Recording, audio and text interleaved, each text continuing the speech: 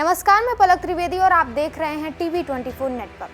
भारत के उपराष्ट्रपति जगदीप धनखड़ ने अपने पद से इस्तीफा दे दिया है। उन्होंने सोमवार शाम को स्वास्थ्य कारणों का हवाला देते हुए अपने पद से इस्तीफा दे दिया और राष्ट्रपति द्रौपदी मुर्मू को अपना त्यागपत्र भी भेजा। बता दें कि कल सोमवार को उपराष्ट्रपति जगदीप धनखड़ ने सदन की पूरी कार्रवाई में हिस्सा लिया था। सब कुछ हर सत्र की तरह ही सामान्य सा माना जा रहा था और लगभग था भी। हालांकि रात करीब 9 बजे एक सोशल मीडिया पोस्ट में उन्होंने अपने इस्तीफे का ऐलान कर दिया। इसके पीछे की वजह उन्होंने स्वास्थ्य कारणों को बताया है। जानकारी के लिए बता दें कि उपराष्ट्रपति जगदीप धनखड़ ने कहा कि डॉक्टरों की सलाह पर इस्तीफा दे रहा हूं। देश की प्रगति का हिस्सा बनना सौभाग्य की बात है। सभी संसद सदस्यों से मुझे स्नेह मिला। जगदीप धनखड़ वो उपराष्ट्रपति रहे हैं जिन्होंने सुप्रीम कोर्ट के जस्टिस सिस्टम पर कई बार डायरेक्ट और इनडायरेक्ट टिप्पणी की। इसको लेकर कई बार उन पर सवाल भी खड़े हुए हैं। धनखड़ के इस्तीफे के बाद अब विपक्ष के नेताओं ने कई सवाल खड़े कर दिए हैं। साथ ही उनके स्वास्थ्य संबंधी चिंताएं भी व्यक्त की है। कांग्रेस सांसद इमरान मसूद समेत कई नेताओं ने धनखड़ के इस्तीफे पर बयान दिया है। उपराष्ट्रपति जगदीप धनखड़ के इस्तीफे पर कांग्रेस सांसद इमरान मसूद ने कहा कि वे पूरे दिन संसद भवन में थे। सिर्फ 1 घंटे में ऐसा क्या हो गया कि उन्हें इस्तीफा देना पड़ा।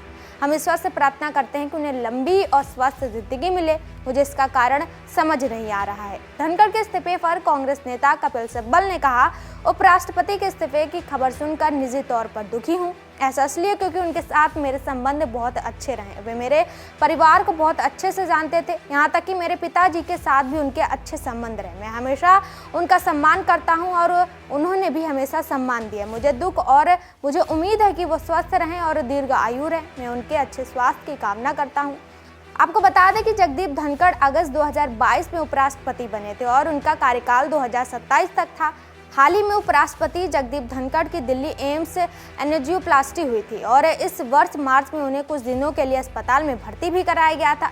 सूत्रों से मिली जानकारी के मुताबिक सदन की कार्रवाई के बीच में करीब 4:30 बजे बिजनेस एडवाइजरी कमेटी BSE के द्वारा मीटिंग हुई थी और इसमें सत्ता पक्ष के प्रतिनिधि के तौर पर सूचना और प्रसारण राज्य मंत्री एल मुरुगन मौजूद रहे। मुरुगन ने सभापति जगदीप धनखड़ से मीटिंग को अगले दिन यानी मंगलवार को शेड्यूल करने का आग्रह किया था।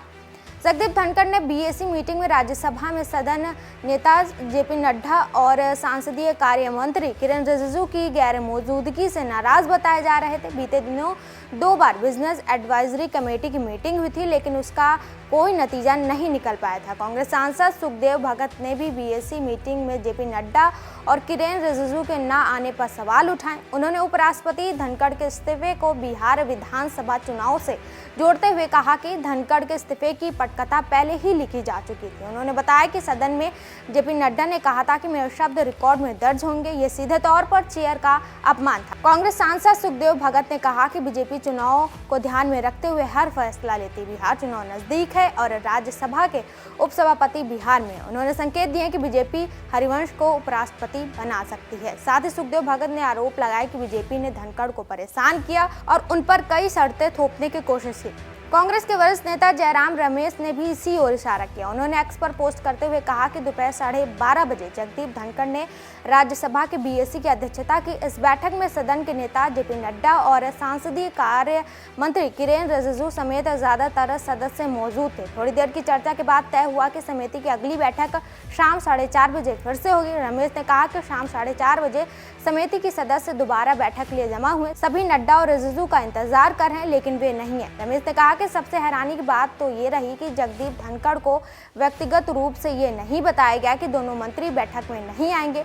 कांग्रेस नेता ने दावा किया कि स्वाभाविक रूप से उन्हें इस बात का बुरा लगा और उन्होंने BSE की अगली बैठक मंगलवार दोपहर 1 बजे के लिए टाल दी। उन्होंने कहा कि इससे साफ है कि कल दोपहर 1 बजे से लेकर शाम 4:30 बजे के बीच जरूर कुछ गंभीर बातें हुई जिसकी वजह से JP नड्डा और किरेन रिजिजू ने जानबूझकर शाम की बैठक में हिस्सा नहीं लिया। रमेश ने कहा कि जगदीप धनखड़ नियमों, प्रक्रियाओं और मर्यादाओं के पक्के थे लेकिन उन्हें लगता है कि उनकी भूमिका में लगातार इन बातों की अनदेखी हो रही थी। BSE की मीटिंग में न आने को लेकर राज्यसभा में नेता सदन जेपी नड्डा ने सफाई दी। उन्होंने कहा कि मैंने और किरण रिजिजू ने उपराष्ट्रपति की ओर से 4:30 बजे बुलाई गई बैठक में हिस्सा नहीं लिया, क्योंकि हम किसी अन्य महत्वपूर्ण संसदीय कार्य में व्यस्त हो गए थे, जिसके पूर्व सूचना माननीय उपराष्ट्रपति के दफ्तर को दे दी गई थी। नड्डा ने कहा कि इसके अलावा मैंने राज्यसभा में जो बातें कही वो मैं बोल रहा हूं, ऑन रिकॉर्ड जाएगा। ये विपक्ष के टोका टोकी करने वाले सांसदों के लिए था, न कि चेयर के लिए। जगदीप धनखड़ के इस्तीफे के बाद उपराष्ट्रपति पद के लिए चुनाव की जल्द से जल्द आयोजन हो सकता है। भारत के संविधान के अनुच्छेद 68 के खंड 2 में कहा गया है कि उपराष्ट्रपति की मृत्यु, इस्तीफे व उन्हें अन्य पद से हटाए जाने या अन्य किसी कारण से होने वाले रिक्त को भरने के लिए चुनाव का आयोजन यथाशीघ्र किया जाएगा। चुनाव में निर्वाचित व्यक्ति अपने पदभार ग्रहण करने की तिथि से 5 साल की अवधि तक पद धारण करने का हकदार होगा। ऐसे में माना जा रहा है कि नए उपराष्ट्रपति का चुनाव वर्तमान में जारी संसद के मॉनसून सत्र में आयोजित कराया जा सकता है। फिलहाल के लिए इतना ही। अच्छी ताज़ा जानकारी और खबरों के लिए हमारे साथ जुड़े रहिए और देखते रहिए TV24 नेटवर्क।